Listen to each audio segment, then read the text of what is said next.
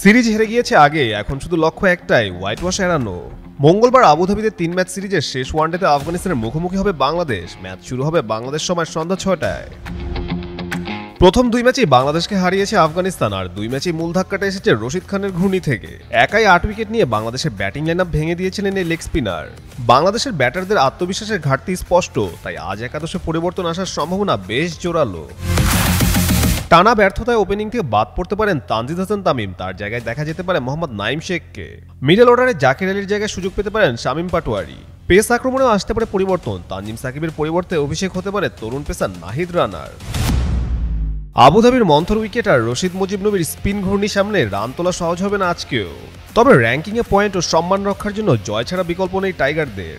ওয়ানডেতে আফগানিস্তানের কাছে কখনো হোয়াইট ওয়াশ হয়নি বাংলাদেশ, আজ সেই রেকর্ড বাঁচানোই সবচেয়ে বড় চ্যালেঞ্জ টিম টাইগার্সের জন্য। এখন দেখার পালা চাপের মুখে ঘুরে দাঁড়াতে পারে কিনা মিরাজের দল।